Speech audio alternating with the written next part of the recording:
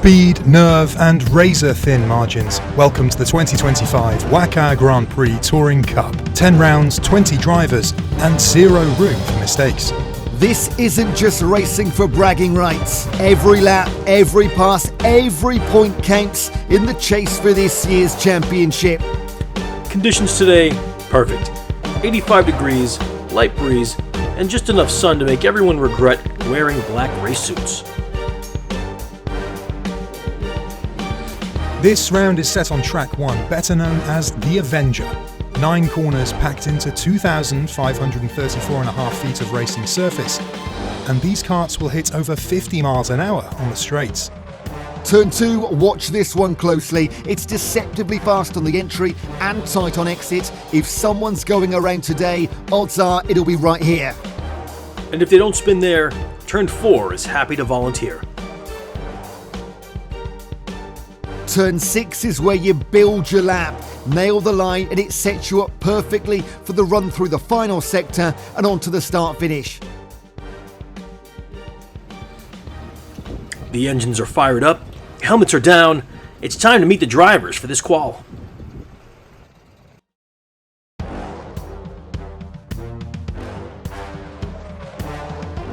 Albert Roldan, usually smooth in qualifying and looking to open his season with a win. Alongside him, Rich Russo, runner-up in the 2023 WAKA Grand Prix, consistent and always a threat when the laps wind down. After him is Alberto Penafiel, aggressive in traffic, and Nick Russo, the reigning champion, looking to defend his crown. And if Nick wins again, we're going to have to rename the trophy. Next up is Sean Hablitz and Chris Griglack. Hablitz will be easing into this qualifying run next to Griglack, who is known for late-breaking bravery. After that is Anthony Gaudio, last GP's third place finisher in the championship, alongside David Fitzpatrick.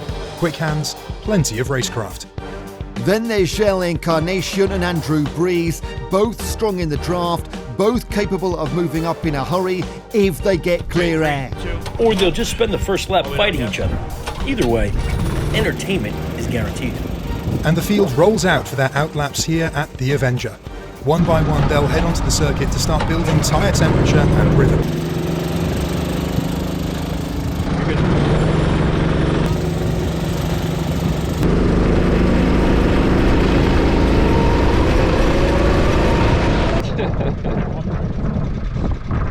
Looks like Alberto Penafiel, or Papi to most in the paddock, is having a bit of trouble out there. Not the way you want to start your qualifying run. This is the qualifying round. Each driver's single best lap will decide their starting position for the next race. 0.0 scored for 9 for first, down to 1 for 9th. Finishing last, get you 0 points. Might be a little smack talk if you end up getting out qualified by your teammate or little brother. And here comes Papi now, easing out of the pit lane and into the fray. Whatever the issue was, he's back on track.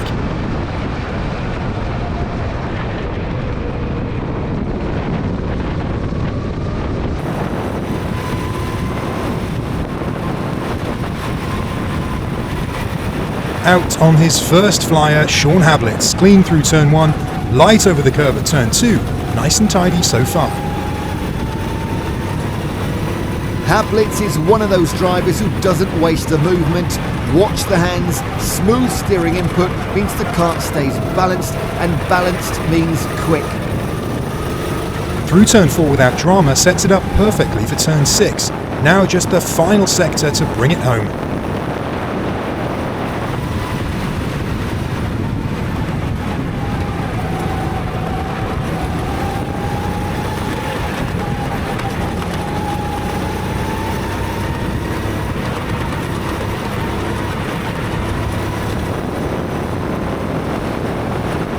And Hablitz lays it down. A 52.194 to open the charts here in qualifying. This should be the benchmark. First man across the line, nothing to chase yet, just pure pace. And Andrew Baez crosses the line with a 51.194. That's good enough for P2 at the moment, just behind Rich Russo on the provisional pole. Baez seems to have lost it into turn 2, and wow, just missed getting on M2 by Rich Russo. That was a close call after a messy entrance into the corner. Just missed contact by the hair on his... Well, it was close. I don't know how Russo doesn't hit him here, but wow, that was a close call. Now on board with Griglack nearing the end of his flying lap, pushing right to the edge of the curbs through the final chicane. He's been quick in the technical sections all day, and if he nails this exit, he could slot right into the sharp end of the field. And across the line, that's P3 for Griglack with a 49.764. And Griglack's already setting up for another hot lap. He knows there's still time to be found. Roldan's going to get by him there, but in qualifying, it's not about your track position. It's about the stopwatch. Russo looked to be on a flyer, but he's pulled back, coasting a bit through the sector. That is a deliberate choice. He's cooling the tyres, maybe making a small reset before pushing again. Fresh grip makes all the difference in a short qualifying run. Sean Hablitz flying down the back straight, across the line and up to P4 with a 47.581. That's a big improvement from his opening run, but he's not lifting, straight back into another push lap. Oh, and around he goes into turn 2. And that is the risk. Push a little bit too hard on entry, and turn 2 will spin you faster than you can save it. Now we ride on board with Anthony Gaudio, starting this lap from P6 on the provisional grid. He's been quick all session, but this could be the one.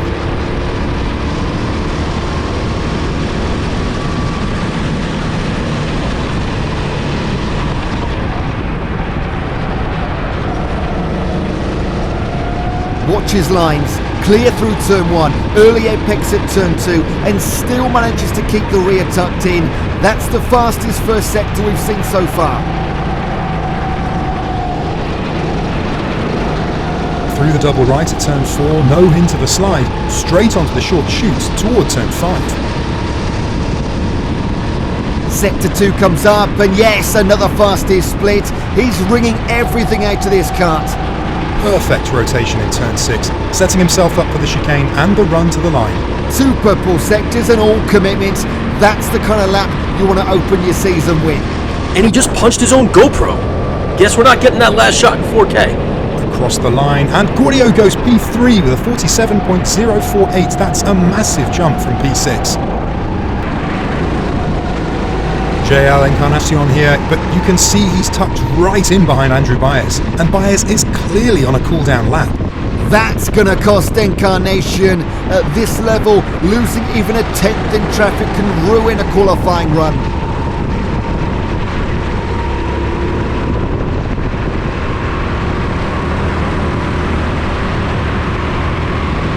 And across the line, no improvement. He'll stay provisionally in P8. Still, he does hold the title for biggest lips and best butt on the grid. So there's that. Not sure that'll help him in turn 1, but it's something. On board now with Alberto Papi Penafia. He's aggressive on the throttle here, really using every inch of the backstretch. Bringing the neck of that car, trying anything to climb from P9. And no improvement. He'll stay in P9 for the start. Maybe he's just saving the fireworks for the race. And we're back on board with Andrew Baez deep into a flying lap. Baez has completed every single WAKA Grand Prix since the series began. An experience like that pays off when the grid is this tight.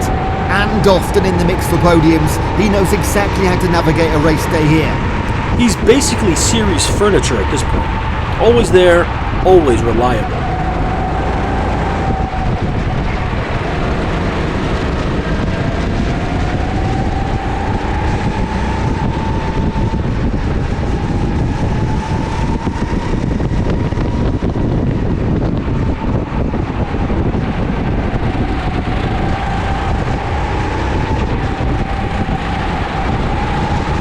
Smooth inputs through the final chicane.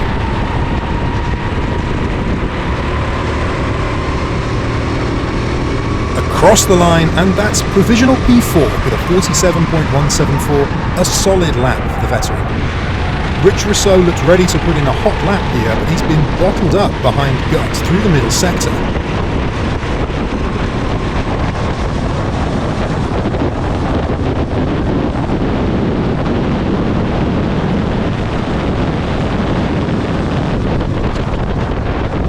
You can see the body language leaning into every corner, trying to find their way past, but in qualifying there's just nowhere to go without compromising the lap. He'll regroup, reset and have another go before the clock runs out. Albert Roldan is on a mission here.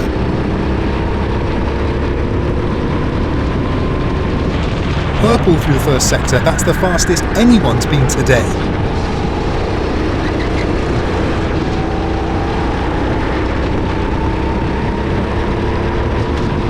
He's attacking the corners, carrying speed everywhere, and there's another improvement in Sector 2. This could knock Russo off the top spot.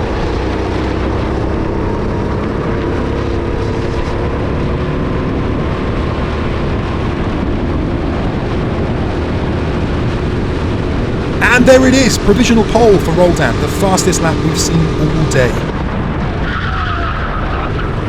He's already got the time in the bank, so that spin is just a footnote.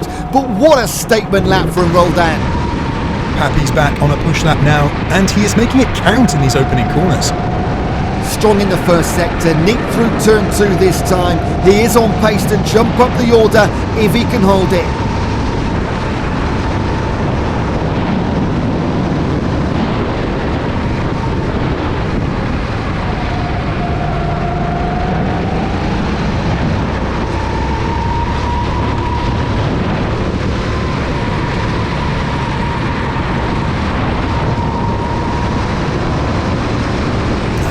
Only able to move up to P7. It looks like a promising start, but he must have bled some time away in Sector 2.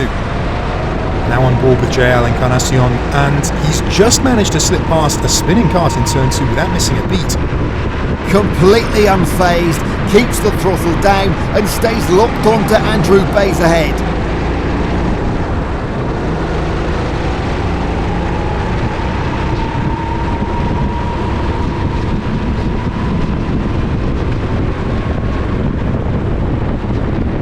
Through turn 6, he's got a great drive, setting himself up for the final push to the line.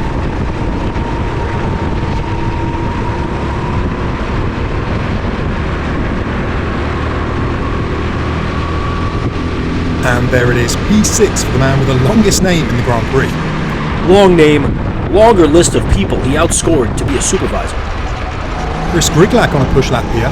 Rough first sector, but he is absolutely flying now down the backstretch. He's found pace late in the lap, really attacking the braking zones and carrying speed out of turn 6. And he snatches P6 away from JL Encarnacion, putting himself right within striking distance of the top drivers.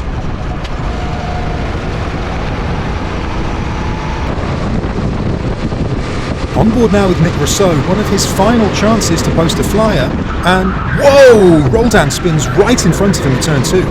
That could have been a massive collision. Brilliant reaction from Nick to avoid it, but that's the end of this lap. We'll have to cue that up on a replay. Absolutely critical avoidance there from the reigning champion. Some people set purple sectors. Roldan just set a brown one. And unfortunately, it ruins his shot at a quick time this run. He'll have to regroup for his final attempt. We go on board now with his brother, Russo, as he begins his final flying lap. Now, while Rich gets up to speed, let's take another look at that incident with Nick. Nick not only takes the inside line for the overtake, but has the presence of mind to avoid Albert as he slides wide through turn 2. Brilliant awareness there, and it's moments like that that separate champions from the rest. Back to Russo now, and he's purple through the first sector.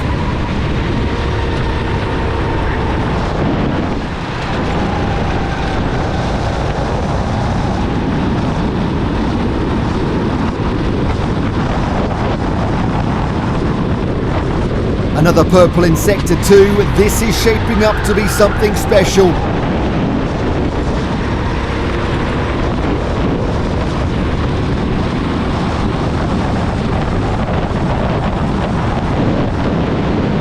And across the line, provisional pole with a 46.421. That is the fastest lap of the day so far. That was a textbook lap from Rich. Balanced aggression, maximum commitment, and no mistakes. Looks like he's picked up a bit of a draft from the kart in front. That can be worth precious tenths if you use it right.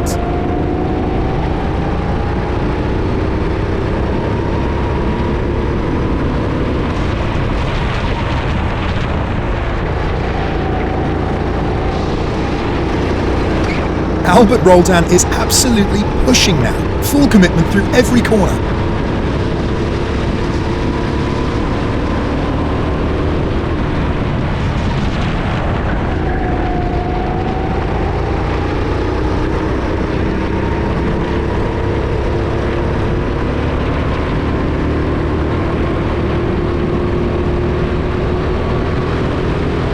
And there it is! Roldan takes P1 back from Russo with a blistering 45.923, the first driver to crack into the 45s.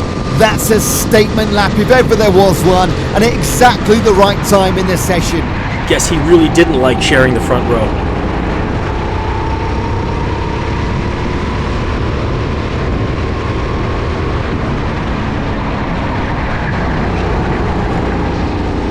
This could be the last chance for Nick Russo. He is locked in. He's hitting every apex out there. Purple through Sector 1, another purple in Sector 2. This is the lap of the session so far.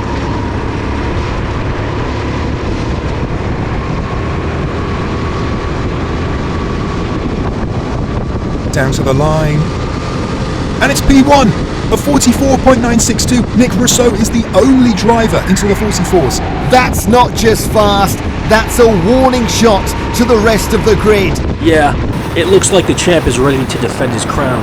Last chance for Sean Hablitz as he tries desperately to climb out of that P8 spot. He looked a little loose through turn 3. That might cost him, but with only half a second covering P8 to P4, there's still a chance.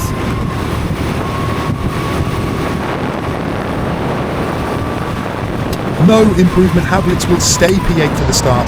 One last shot for Papi as the checkered flag flies over this qualifying session. Through the backside slalom now, neat and tidy, but is it quick enough to climb the order? No improvement. P9 for Papi. Hey, at least he'll have plenty of people to pass when the race starts. And now we're on the in-lap with Anthony Gaudio. And with that, the finishing order for qualifying is set.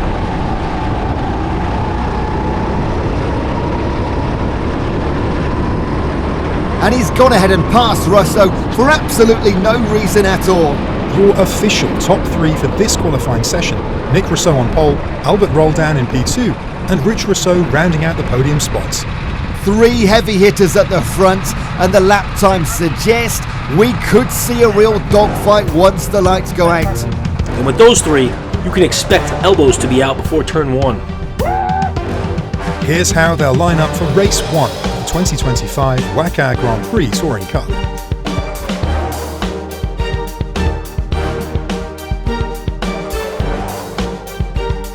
Special thanks to the following businesses: